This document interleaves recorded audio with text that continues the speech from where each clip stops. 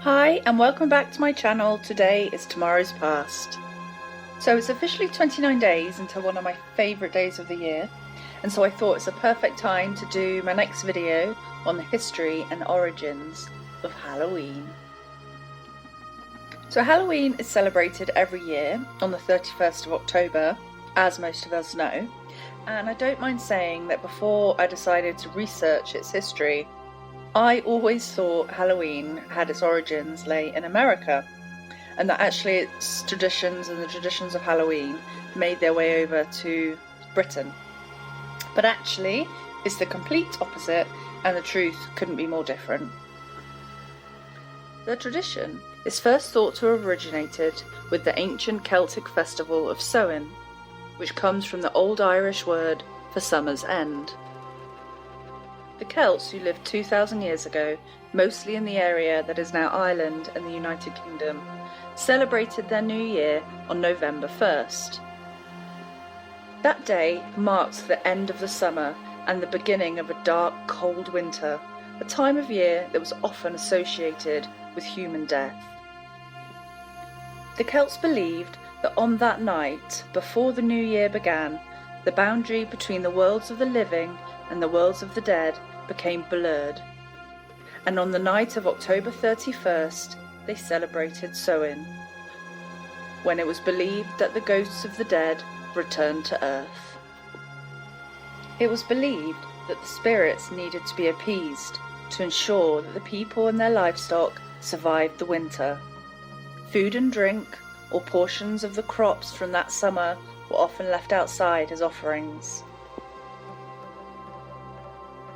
The souls of the dead were also said to revisit their homes seeking hospitality.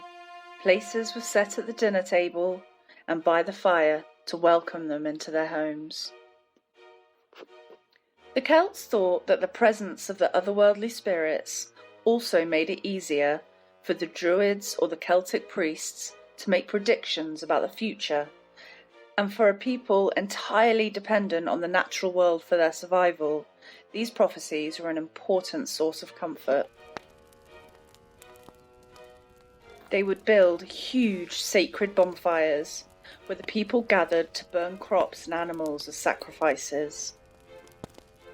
During the celebration, the Celts wore costumes, typically consisting of animal heads and skins, and attempted to tell each other's fortunes.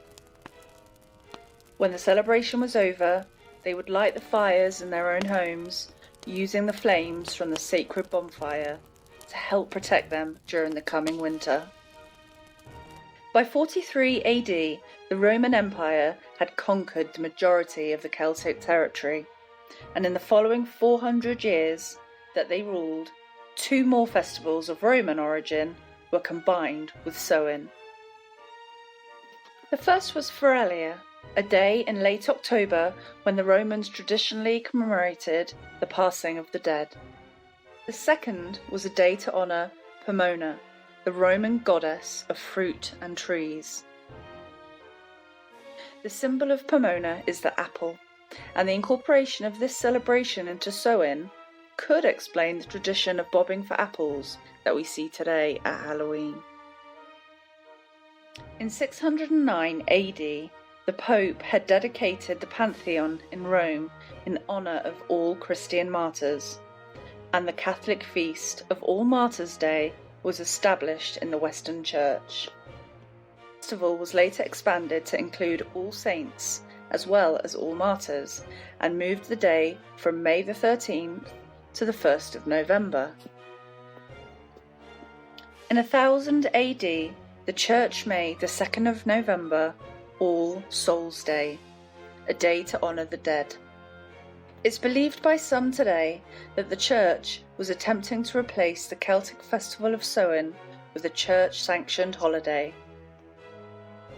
All Souls' Day was celebrated similarly to Samhain, with big bonfires, parades and dressing up.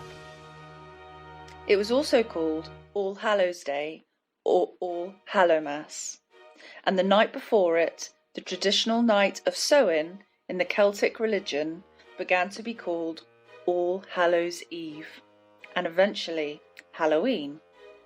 By the 13th century, they had become holy days of obligation across Europe and involved such traditions as ringing church bells for the souls in purgatory. In addition to this, it became customary for criers dressed in black to parade the streets, ringing a bell of mournful sound and calling on the good Christians around to remember the poor souls. And this is where we see the possible origin of trick-or-treating, then called souling. This was the custom of baking and sharing soul cakes.